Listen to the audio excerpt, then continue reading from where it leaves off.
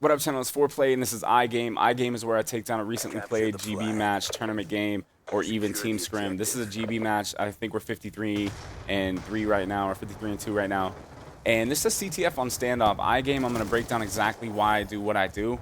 And basically, I wanted to get this series fired up because going into Ghost, I had a talk with Hysteria, and I said, you know, I want to start playing a lot more because my schedule will be fixed. So I'm actually going to be able to do that. So I just want to get things in motion, you know. And in this game, you're going to notice first, in Standoff CTF, you can play this in two different ways. You can play it where you isolate one side of a map. So like, for example, you see how we're flooding this side of the map. You can do that because then you're going to force that back alley spawn that everyone wants. But you see what happens here. Once you force that back alley spawn, you're going to open up their back alley to be able to OE, get the, like, overextend through gas. And once they overextend through gas, then you're going to be in a situation where you need to pull that flag, get out. Right here you notice, because the flag carrier pulled the flag there, Hysteria pushed yellow, that's going to force that spawn in the, towards the playground side. So right here I'm going to go get this return, and I'm starting out pretty good. I'm 5-0 at this point in time. I wanted to kill him on the spawn because you know their spawn is going to be playground. And in this type of situation, we should be pushing up, trying to pull that flag. I'm going to end up getting the war machine. And yet again, I want to do the same streak. As soon as they spawned up, I thought I could get a two-piece on that. I'm going to end up getting one, and then we're going to pull back alley. So we know the spawn is playground. Right now, we're controlling the situation, but it's important that somebody gets the cutoff. Nobody had that first side cutoff, which was towards the silver truck. It's good to have a person on that silver truck because they can't flood from the playground area. So if you can, put a guy set up on the silver truck to where he can L-trigger towards that playground, but not directly looking at it to where he blocks the spawn. Flood the alley, and if you have to pull towards gas, you can. In this situation right here, we have to go clutch, or they're going to pull the flag. Or they're going to cap the flag, which you're going to see that they did. There's no way I could have made a play on it. So what I wanted to do here was try to make a play on the two guys that were near me. Of course, I saw the other guy bottom blue. I'm going to end up trying to back up so I can use this war machine. He ended up turning the corner, killing me, so it's kind of unfortunate. But right here, they have 3 dead. So that opens up a spawn point to where we can kind of like choose where we wanted to pull towards our playground. Yet again, you're going to notice here, I'm trying to slide over and get that first initial cut that we have to get. I'm going to notice both my teammates die behind me on the close side cut. So that means you need to turn around, because if you don't turn around on the close side cut, then they're just going to come up and shoot them in the back. The far side cuts you can worry about once your teammates spawn. If you notice inside red, it's a lot easier to try to do that. But unfortunately, I ran out of war machine there. I'm going to see another guy coming from gas station, try to pick him off. So that's going to be an easy 2 kills, and we're going to counter that cap right there. That was actually a good drop shot by him. I wasn't expecting him to be there that fast. At this point in time, I'm 13-3, Fatalize is 7-4, Hysteria is struggling at 2-6, and Felonies is 6-7. So I'm playing pretty good at the beginning of this game. And right here, the reason that I'm trying to take over the silver truck courtyard area is because I wanted to be able to stop them coming out of yellow, L-trigger that, get the easy 2 kills, and then be able to notice that the other people were flooding through the gas. You want to flood a side, choose a side. A lot of people play Standoff different, where they'll have one side on lockdown, and then you force like that backside alley spawn. Or a lot of people will have, like, all right here, for example, we have 3 dead. I know where the spawn's going to be, so I'm going to post up and wait in the alley. And if they're not going to commit alley, then I know I need to rotate back. But yet again, they committed alley, so I'm okay to do that. And then right here, I don't think they're going to commit alley anymore, so I thought they were bottom wood. I wanted to check that because that would have been the initial cut. I'm going to see my teammates dying L-wall, and they're flooding the hell out of that playground side of the map. And that's okay, again, because we got 3 dead, and you notice we're going to try to push that side, take over it, just so you're always controlling one side of the map. In CTF, you want to split the map in half.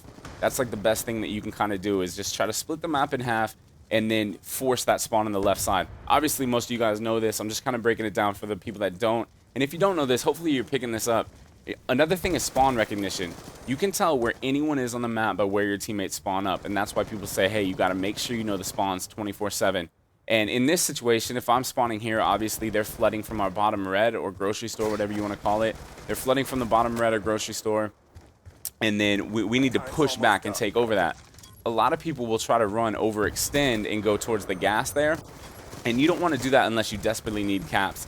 Right here, we're tied up 1-1. Let's play for the tie. Make them make the first mistake. Because if they're making the first mistake, you can capitalize on that. Somebody on Twitter recently asked me, hey, Foreplayy, I'm going to my first LAN. Do you have any advice for me? And the first thing I said was, you want to play slow. Make the other team make their first mistake, and once they do, you capitalize on that mistake, and then you play to win. You do anything you can to win, like we talk about, and that's making them make that mistake and then capitalizing. So, and then even if you have to camp, to be honest, if you get up 2-0 in a GB or 1-0 in a GB, and you need to camp it out to win, do that. And if you're playing against me and you do that, I'm going to hate you, but you took my advice, because that's how you play to win. You can get aggressive, but if you get aggressive and make that mistake, then you're going to be like, wow, we shouldn't have pushed the effort. We shouldn't have tried that. So here, another thing is the breakouts are important. You're going to notice I'm pushing here to EMP. Make sure that nobody's overextending right away, which they are. I'm going to see him try to EMP or stun me from the barrels, so I'm going to commit. I'm going to see him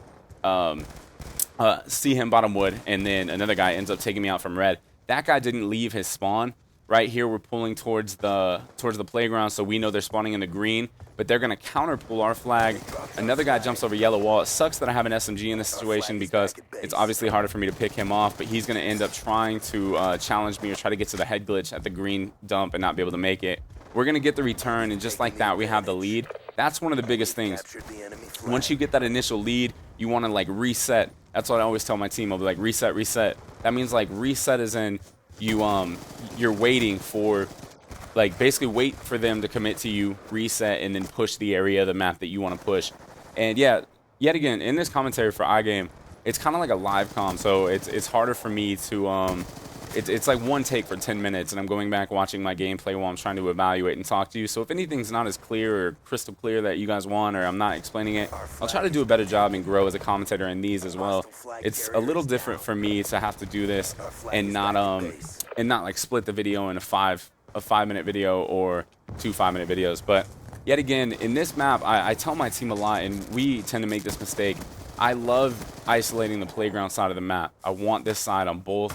And to be honest, I want my AR, which is Hysteria or Fatalize, to post up on that green tank and hold that the whole game, because it can be so annoying for SMG players. And you're going to notice I'm still going big here. I'm 25 and 10. The closest person on my team has 12 kills. I believe that is Fatalize and Hysteria. And yeah, we're going to pull it again, and we're going to end up capping this. So right now we're taking that commanding 3-1 lead. And this is a situation where you still know where they're going to spawn. So Call of Duty is a lot easier than people make it. Once you just control the side of the map, once you know how to play CTF, it's legit. It's one of those things. Against better teams, it's almost like a stalemate. You know what I mean? Like, you just stalemate the flags pretty much until someone makes a mistake. You push up, capitalize. Yes, you can get aggressive and set up spawn traps, but you have to call it out. Like right here, I said, listen, I'm going OE. And once I went OE, my whole team happened to die. So even if they pull towards middle map, which I believe they do here, my teammates needed to be aware that I'm going OE, because you can go there to get in position. Most of the time, I like to wait until there's 2 dead to pull, if you're ever like that. But once I noticed that I was close to streaks, I could pull, I could drop a Hellstorm down, and then now that opens up for me to either hop out the mid, which I do. I'm going to end up picking one, and it sucks that I died there. I wish I wouldn't have hopped out the window. Yet again, I make mistakes. I'm not always perfect. I should have stayed in the window, killed the kid, and then I should have ran down the stairs towards the boxes area to where my AR could sit on the tank. But I'm gonna end up calling in another streak here. And once you have those streaks, if you have a lead, you can use them. You know what I mean? Like, most of the time, you don't need to hold off. And this connection wasn't that good for me or my teammates, actually. And that's a funny kill. But yeah, right now I'm 30 and 11. My closest teammate is 7 and 14. And most of the time in CTF, I play like a freelance objective. Our main objective is felony, so he'll try to go get the pools, and Fatalize and Hysteria will slay.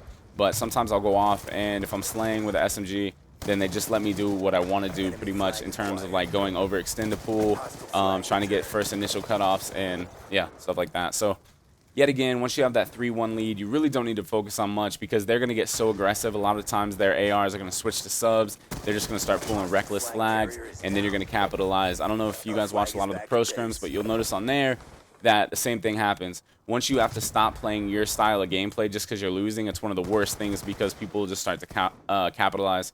You notice that was a good position that kid's in. He's setting up a spawn trap, but they're trying to flood the playground. We have someone top blue, so it's not like he can do much. And they're sitting also at the tank and the statue. It's stupid of us to keep flooding out yellow, but once you have a lead like this, well, for me, I don't play as, I guess, smart as before, because I'm just going to get kills, especially if it's a team that I'm not really worried about. If it's a little bit more of a competitive team, or a better team, I'll say, then I'll definitely try to play a little smarter and slow down. always make sure you rotate back to the flag. That's rule number 1 in CTF. When you're on defense, rotate back to the flag like that. You're going to notice I rotated back and got caught up in a spawn trap. But if they ever have your flag in rotation and you don't think that you're going to get that, or you don't think there's a chance, always rotate back, because if they set up a relay on you, a relay is where they get repetitive flags over and over. For example, this spawn trap here, if they had someone pulling it, they could get repetitive relays, and a relay when that happens is horrible. So anyway, I hope that you guys enjoyed this iGame breakdown. It's been a while since I've done one of these. I'm going to finish 36 and 16 with 4 returns, 0 captures. And yeah, that's pretty much it. This is Foreplayy from the Foreplayy gang, Team Envious, Denial Esports. You guys are the best. Take care. What up, Foreplayy gang? I hope that you guys enjoyed that iGame. It feels good to grind this again. Just grinding YouTube and just trying to get a bunch of content out. I have a bunch of stuff ready. And I'm going to start commentating over some of the doubles I do with Hysteria. Favorite, comment, like, subscribe. Get at me on Twitter if you would. There's a video top left, video top right. Until next time, keep dominating your game. Peace.